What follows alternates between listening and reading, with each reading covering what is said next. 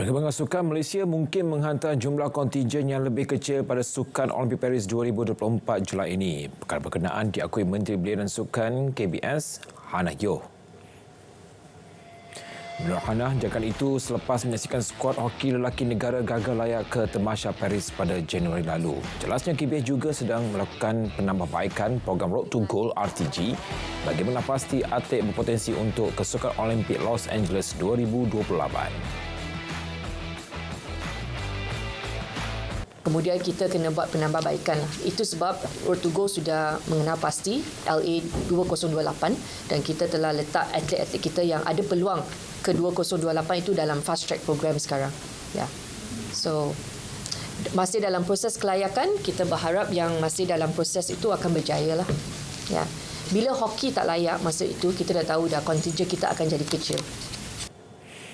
Majlis Sukan Negara MSN sebelum ini menjangka minimum 25 hingga 30 atlet mampu layak ke Tamasya yang akan bermula pada 26 Julai hingga 11 Ogos.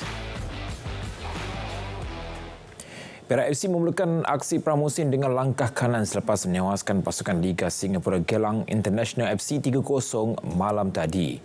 Perlawanan yang berlangsung di Stadium Perak itu menyaksikan pengendali skuad The Boss Gaurus Yusri Cik Lah menurunkan keserbasan berbeza pada setiap babak.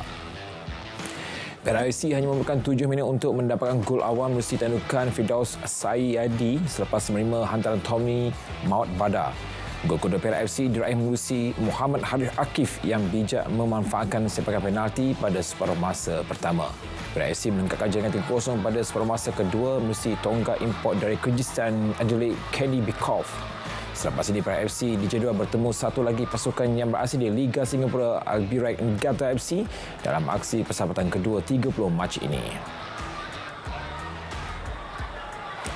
Dalam pada itu, jurulatih Perak FC Yusri Cik Lah mengakui masih banyak kelemahan yang perlu diperbaiki pasukannya sebelum saingan Liga Malaysia bermula.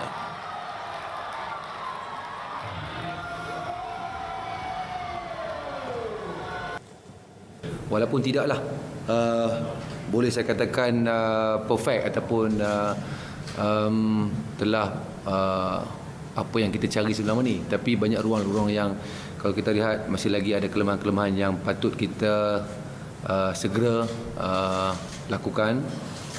Walau bagaimanapun objektif untuk hari ini untuk mendapatkan para pemain merasai Stadium Perak yang saya boleh katakan antara stadium yang agak sukar untuk semua pasukan beraksi. Kerana stadium ni dia agak berat.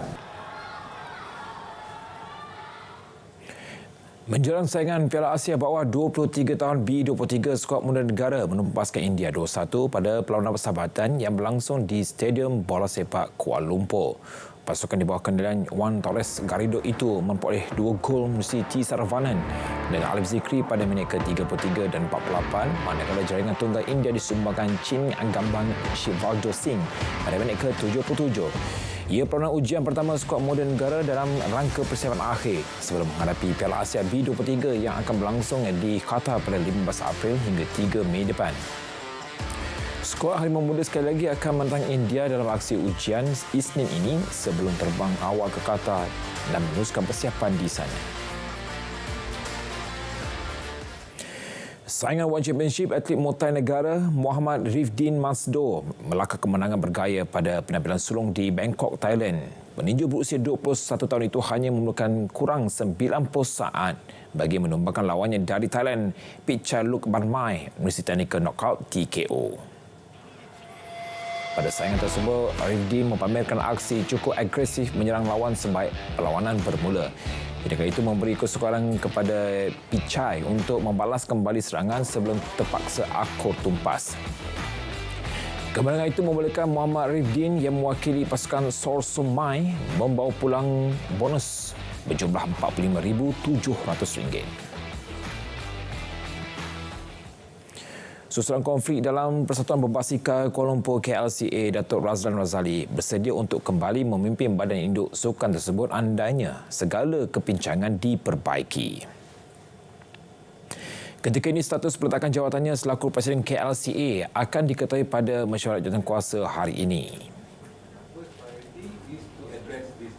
Ini yang macam membakar semangat. Kalau boleh saya nak buat sesuatu, tapi persatuan ni dia lain sikit. Nak buat perubahan ni jika seluruh komiti nak buat perubahan dan baru boleh.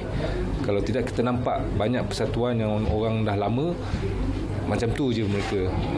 So tak gunanya kalau saya masuk balik tapi situasinya sama, tak akan berubah. So tapi kalau ada peluang, InsyaAllah saya try balik lah.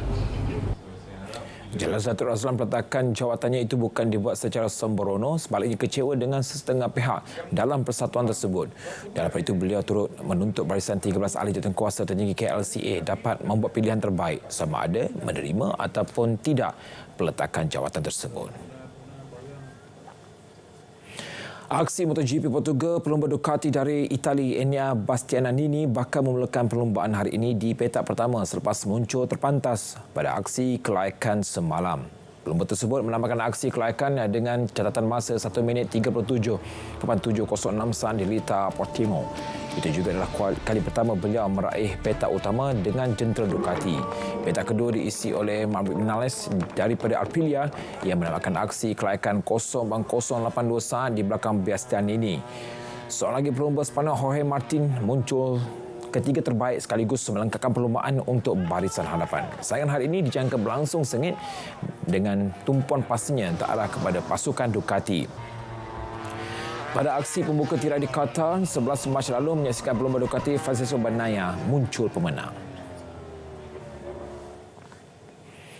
Dalam pada itu, Bastianini mengakui muncul terpantas pada aksi kelayakan telah membuatkan dia lebih bersemangat untuk melakar kejayaan pada perlumbaan hari ini.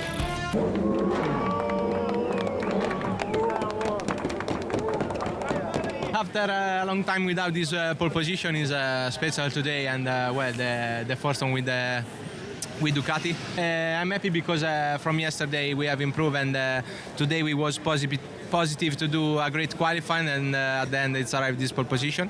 And nothing, it's only the first step because today we have also the sprint race, but we are happy.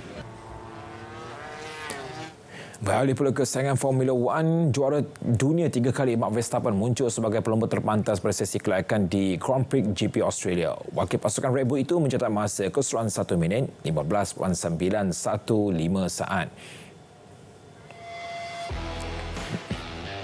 Pemandu Ferrari Carlos Sainz kedua terpantas dengan catatan masa 1 minit 16.185 saat. Sainz kembali bersama pasukan minggu ini selepas terpaksa menjalani akibat menjalani pembedahan appendix. Dan sebab ini terlepas satu perlumbaan di Arab Saudi dan digantikan dengan pelumba simpanan dari Britain Oliver Bearman. Perlumbaan ketiga musim ini dijadwalkan berlangsung hari ini.